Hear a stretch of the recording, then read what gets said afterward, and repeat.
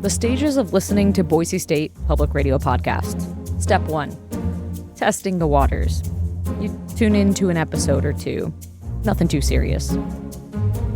Step 2, you got a little hooked on one of those series like Extremely American or Scandalized, and now you're binging. No judgment, but you did listen to it in one day. Step 3, now you're subscribed to a feed. You get notifications to your phone every time there's a new daily episode of The Connector or Idaho Matters. I see where this is going. Step 4, you realize how much time you're spending with Boise State Public Radio podcasts and the fact that it doesn't cost you a dime. Step 5, you decide to step up and support your podcast listening because you can, because you want to, not because you have to. All right, now's the time, you podcast fan you. Go to boisestatepublicradio.org and click donate to support your love of Boise State Public Radio podcast listening today.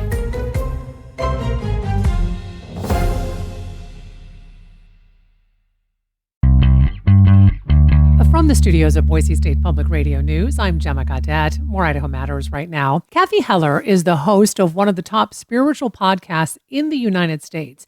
And recently, she's also written a book. It's called Abundant Ever After, Tools for Creating a Life of Prosperity and Ease. And we're lucky enough to have Cathy joining us today to talk more. Cathy, welcome to the program.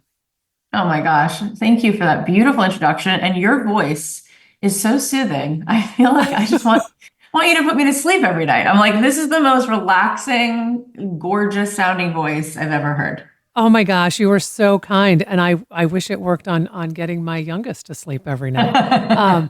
We're still working on that 13 years later. Yep. Same here. Right. I know. Yeah. If only they felt that way about us. So, Cathy, I just really love learning about your personal story. So can we start there? Because you've said that really this was not the path you intended. And it really started when you spent 3 years in Jerusalem after college. Can you tell us about that? Oh my gosh. It was just the most magical, beautiful synchronicity. I took a trip to Jerusalem after college, and it was supposed to be a 3-week trip. And on the last day of that trip, right before I was supposed to head to the airport, a friend of mine said, "Do you want to go to a class in Jerusalem?" And we walked in, and there was this really sweet man there who was teaching a class, and he wrote the word on the board, which is the Sabbath. And he said, "Does anyone know the real meaning of this word?" And he said, the first time this word is used in the Hebrew, in the Bible, is when Abraham is meditating. And it says in the next verse that God appeared to him. And so he said, the idea of the Sabbath is a time that you spend with God. And if all of us, he said, were to have this stillness and this moment for stillness, we would all hear the voice of God, because it's active and it's within every single one of us. And that was one of the most beautiful things I'd ever heard. And I decided to stay and extend my trip. And I wound up staying in Israel for 3 years. And I lived in the old city of Jerusalem, and I studied. I really just kept learning and learning and learning. And it was like creating a new software program in my brain. It was like hitting Control-Alt-Delete and clearing the browser history of everything I thought about the world, and then updating my whole software inside of me to understand, as my rabbi said, we are each a masterpiece. We are a piece of the master. And from then on, my whole life changed. So can we talk a little bit more about the meditation part of this? Because you've been really practicing meditation for upwards of 2 decades. And I mean, I think sometimes meditation can seem highly intimidating. Right. And I try to remind myself that it's like, okay, even when I just take a moment to still my breath, right, to clear my head, that's meditation. I don't need to necessarily, spend 30 minutes, an hour. And frankly, if I try to do that, I fall asleep, if I'm going to be perfectly honest, right? Yeah. So talk to us about, meditation itself, because as I said, it is an intimidation factor just in that word. Yeah, absolutely. Well, I want to say a couple things. First of all, what we know to be defined as flow state, which we now have a lot of science around. We understand that when Michelangelo was painting the Sistine Chapel and Michael Jordan is on the court, they're in something called flow state. And flow state is actually associated with gamma. And when our brain is in gamma, it's actually the opposite of still. It moves very, very fast. But why it's still connected to meditation is because when you're in a meditative sort of moment, you are accessing higher consciousness. And when people are in flow, whether they're playing basketball or they're writing a script or they're painting, there is something bigger than their brain that's actually inspiring them. See, what we've come to find out is there's very little answers in the mind. All the answers are in the heart. And actually, all the answers are in the fields of energy all around us. And I've done 1,000 episodes of my podcast over the last 8 years, and I've interviewed everyone from Deepak Chopra and Marianne Williamson and Matthew McConaughey and actors and writers and you name it. Every single one of those people has a practice that gets them into flow. So it doesn't have to be meditation itself, but I want to say a couple words about meditation. The first time I ever went to a meditation retreat, I was so intimidated that I thought I was going to have the worst panic attack of my life. I could not believe people were sitting still for so long. And I thought to myself, this is a 10-hour event. How am I going to be here for 10 hours in stillness? And then my teacher, who became a great teacher of mine, said to me that, did you know, she said, that when you meditate, the goal is not to stop thinking. Because your mind will always chatter. That's what your mind does. The mind is always swirling, just like the heart always beats, the mind always chatters. She said the idea of meditation is to find the part of you that is a witness to the mind. So she said, if you were looking out at a snowstorm on a beautiful day, you would actually find it beautiful. But if you were walking in the snowstorm, you would not find it as beautiful because it's freezing and you can't see. And she said, when you're inside of your thoughts, it doesn't feel good. And so we have to understand that the brain is not really where we get our wisdom, right? Our intuition comes from within. Instinctively, if you light a candle for somebody for their birthday and they go to make a wish, they close their eyes. Why? Because you see further with your eyes closed than with your eyes open.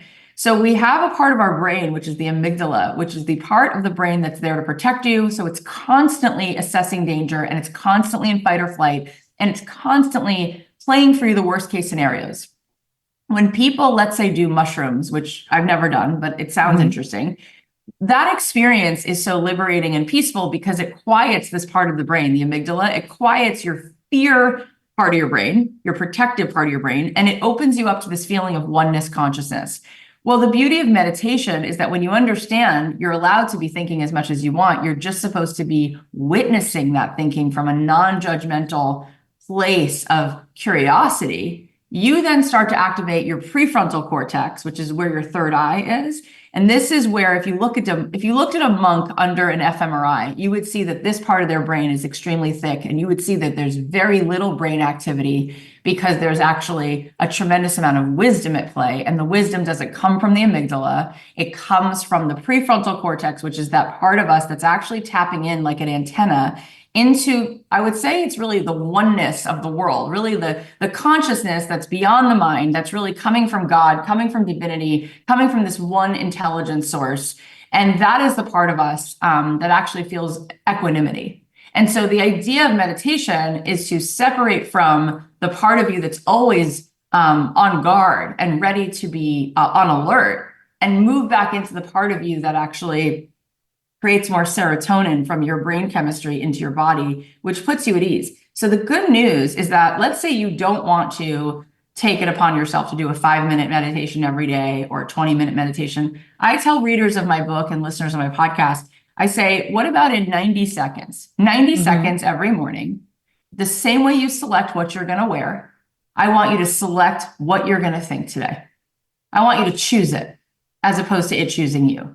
Instead of your brain running an automatic program of fear-based thoughts all day long that keep you locked into stress, which creates cortisol, which makes you have inflammation and disease in your body, I want you to select, what would ease feel like today? What would surrender feel like? What would joy feel like? And then I want you to go through your day. And I'm telling you that just becoming conscious of where your mind has been unconscious will change your whole life. You don't need to sit down for 5 or 10 minutes or an hour. And then what I want people to understand is that when you start to memorize how good it feels to be in the state of alignment with your heart, with your center, the part of you that's not constantly in fear, you feel a lot more like yourself. Your body actually gets a biological upgrade. And then you're going to move into flow, which means you're going to start taking a lot of inspired action. Oh, I'm going to call so-and-so. I'm going to make a brunch for this person. Oh, you know what I'm going to do? I'm going to write a script. I'm going to publish a podcast. And then actually, instead of feeling very still, you're going to feel very sped up, but from a place of spontaneity. And those are usually our favorite, most happy moments, are the moments where we're not overthinking, we're not trying to predict, we're not trying to over control anything. And so we start moving actually rather quickly, but that's the place that we actually are in super consciousness. And so when people meditate, we find that their brain actually moves into gamma. And so it goes beyond this sort of low vibe cortisol fog of the amygdala, and it moves actually what looks very like stillness. Their energy actually starts vibrating at a very high speed because they're creating from their vibration alone at that point, because matter is created by energy. And so it's an interesting thing, because I think the intimidation factor is the idea of not thinking, which thank God you don't have to do that. Your mind can do what it wants. And I think the other intimidation factor is the feeling of just being completely and totally still.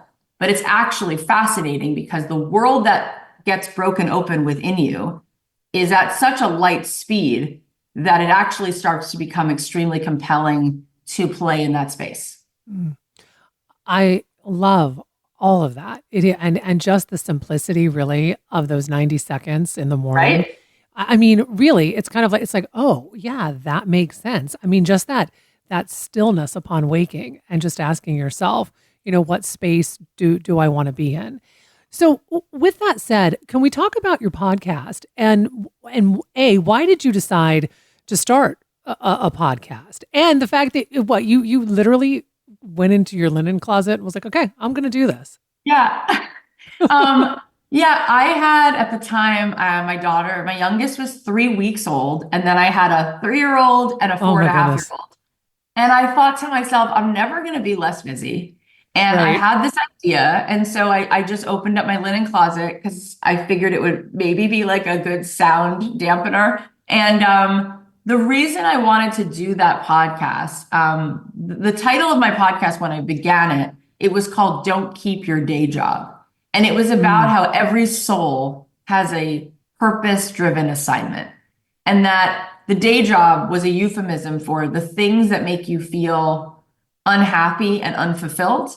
And that God has given each of us a very significant singular part to play in the orchestra. And so I would start every episode by saying the opposite of depression it's not happiness, it's purpose. And when you are walking in a sense of being authentically expressed and contributing to the world, you'll feel something greater than happiness. It's like a deep, deep sense of joy and meaning. And so I started that podcast with that as my intention.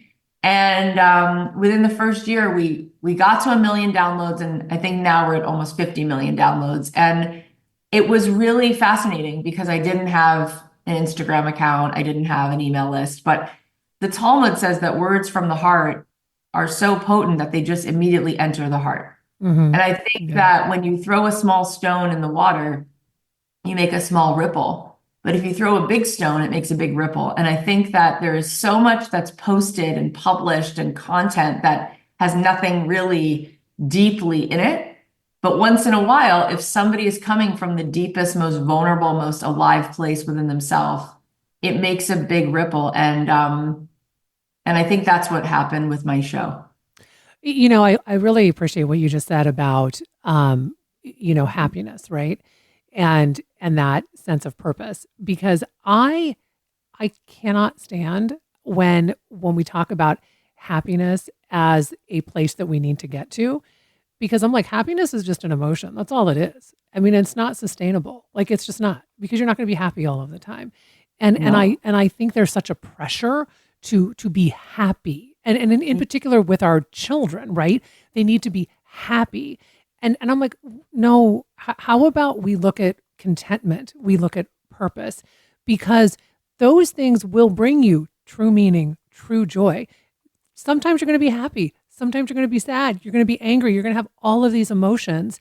And it is just something that I think we need to have more conversation around. So I'm curious just about how you feel about that, because it's a big word, but I think sometimes there's just too much pressure on it, and it's just not sustainable. Yeah, because I think that the more we understand about the world and about ourselves, what's actually a better feeling than happiness is equanimity. Mm, Because as John Kabat-Zinn says so beautifully, things are as they are, yeah. and we can be with them just as they are. See, we actually have the capacity to feel bitter and sweet at the same time. Pain is inevitable in life because it's actually a part of the warrior's journey. The contrast is what allows us to reveal more light in this world. So it's not about resisting pain. The part that's optional is the suffering. Pain is Mm, inevitable, but suffering is optional. Suffering is the part of us that creates a story around the pain. The truth of the matter is, my dad was just in hospice and he passed away in July. And that hospice room was both so heartbreaking and so heart opening. mhm, Those moments of deep grief are really love. And there is something that we know intuitively is wrong when we feel as though we're being pressured to only feel the parts of us that are happy, because there's actually something deeply satisfying about having a cup of tea with yourself every morning and inviting everything that's true to have tea with you. The part of you that is really on fire and feeling really lit up, the part of you that feels broken, the part of you that feels terrified, the part of you that feels really braver than ever. Like all of it actually always exists all at once. And so I think when we roll out the welcome mat to all that is, we feel something even greater than happiness. We feel wholeness. And the wholeness is actually what we're looking for. And if we live in a culture that denies us the feeling of all that is, then we're actually going to be sad, because there's a part of us that's trying to get our attention and saying, hey, I want you to make space to feel all of this. And then there is some crazy way in which you could be standing at someone's funeral and be really, really sad and be very available to feel that pain. And then there's something about that experience that actually feels beautiful, because mhm, we are built to be able to tolerate feeling everything we feel. And so the pressure to feel happy is actually just not being authentic. And so when you look at vibration and frequency, the people that are usually the ones you want to most be around are authentic, which means they're available for all the joy, and they're also available to process the pain. And there's never a time in your life where it's all one or the other, but it usually is always both. No, I couldn't agree more. And I think that we also tend to, at least within our culture, and I know other cultures are different, we are afraid to talk about grief. We're afraid to go there. Yeah, And you cannot authentically move through your life and be yourself if you do not embrace the grief. 100%. And there's so many different types of grief, you know. Hmm. In fact, all the time, not only is there grief of people we love, of course, that goes through the cycle of our life, but very often we are being asked to burn down everything that we've been in order to become who we're becoming, because we're often playing a role that we no longer want to play. And so there is a grieving process of who might no longer be in our life if we stop pretending to be someone we're not. Like there's a constant evolution, which it requires the courage to be present with all of this. And it's actually, there's nothing scary about it. It's actually just part of the really beautiful journey of being a human. I want to talk a little bit about this time of year in particular, because, once again, it's the holidays. It's supposed to be joyful and, all of these wonderful things. It can be a really difficult time for so many people. And I think a lot of it does go back to that grief, right? Whether it is that you have lost someone, whether it is the fact that maybe the holidays were not celebrated in the ways you wanted, growing up. I mean, there's so much attached to it. What would you say to folks in particular as we're moving through this space? I mean, first of all, 100%. This is the first holiday my family will have without my father. Mm-hmm. But that's also bittersweet because my parents were divorced. And so there was a lot of tension anyway of having to go to different Christmas parties and different Hanukkah gatherings. And there's a million reasons, right, why we might feel sad. We could even be in a marriage that is both beautiful, but also very lonely. And we have the experience of loving our partner deeply and also feeling very alone, like they don't get us. And so there's a lot of reasons holidays can be stressful and hard, right? I think that the bottom line is this. All day long, we are usually looking for our well-being outside of ourselves. It's like we have a toaster with a plug, and instead of plugging it into electricity, we're like, should we plug it into water? Should we plug it into this brownie? It's like, no, it only needs to be plugged into the electric outlet, and then the electricity moves through it, and now you can make great bagels. We have to be plugged into the source of our real life force, which is our own well-being within. Happiness is an inside job. And so no matter what the time of year it is, no matter what's happening, we have to have a meeting with ourselves every morning where we're not looking for our happiness from what other people are going to do or not do, what's going to happen in the weather, what's going to happen in politics. It's like our job is to remember that within us, always with a breath away, there is a place of well-being and equanimity. There is a part of us that knows. In fact, if you were to ask yourself from this really quiet place, the highest part of you, if you were to say to it every day, what do you need me to remember today? It would give you an answer like slow down, or you're enough, or you don't have to prove yourself, or make that phone call, or whatever it is. But the bottom line is most people go through their life and they think they have to protect their energy from the world around them, and they're looking for other people to validate them. We really have to understand we're here to project our energy. We are here to remember that each one of us is a vehicle for the superpower called love. And when we give it to ourselves, we then give it to the bus driver, we give it to the crossing guard, we give it to the barista at Starbucks, and then life becomes really magical. I think the sadness comes from expecting happiness to come from somewhere other than our spiritual power within. And it also comes from not remembering that every single day we are more than enough just by being in the world and being a loving force for good. And when we remember that, we start to really see our blessings and we become much happier, and the world starts to reflect that. Well, before I let you go, we have to talk about the book really quickly. We haven't even discussed that yet.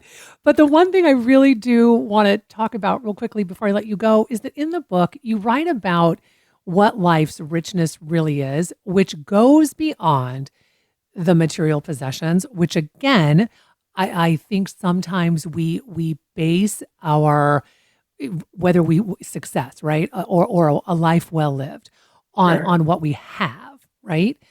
So talk a little bit about that, because again, it's exactly what you just said. It's where, we have to look within and find that joy, that contentment within ourselves.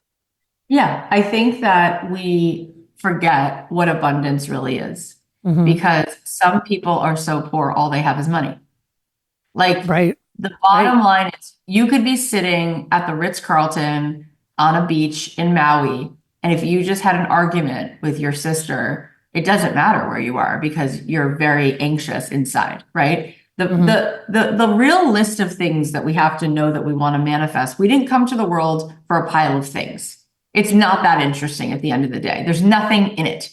Why do you think you want a Range Rover or a beautiful house or a vacation home? There's nothing wrong with it. But you want that because you think it's going to make you feel really good inside. You think it's going to contain a feeling of expansion and ease and possibility. Why would you wait for something to happen when you could create those feelings right now in your own heart, in your own self, in your own life. And the real list of things that I think are abundance that we want is inner peace. We want the lightness of our own being. We want to feel that we're in a creative overflow. We want to feel meaning in our life. We want to feel significance. That is the pile of things we actually want. And then the really good news is when you become so abundant as a person, you exude such abundant energy, then the physical material abundance won't miss you because you become such a match for that. Because the people that are the most impressive in a room are the most loving, open-hearted, generous, creative people. And when you start to turn on and tap into those resources inside yourself, the love, the compassion, the conviction, the part of you that can feel gratitude, the part of you that feels connected to God that's loving you into life at all times, you become a magnet because all of those spiritual things become creative and they wind up becoming what attracts all that physical wealth into your life. But the good news is you don't even need it then when it comes. The more you are in a state of wholeness, the more you create wholeness outside of you. And I think that is really the path to manifestation is we have to understand there is a law of resonance in the world. And the more you are resonant as a soul, you are opening the portal at all times to this like unbelievable treasure trove. And life becomes really magical. Cathy, this has been such a beautiful conversation. Thank you for taking time today to talk with us. No, seriously, thank you. Oh, thank you so much. We've been speaking with author and podcast host Cathy Heller about her new book, but so many other things. But her new book is called Abundant Ever After, Tools for Creating a Life of Prosperity and Ease. It is available now. I'm Gemma Gaudette, and this is Idaho Matters. We could all use a little help navigating the news these days. The Consider This podcast wants to give you a hand. 6 days a week, we'll help you make sense of the day's biggest news story and what it means for you in less than 15 minutes. Listen now to the Consider This podcast from NPR.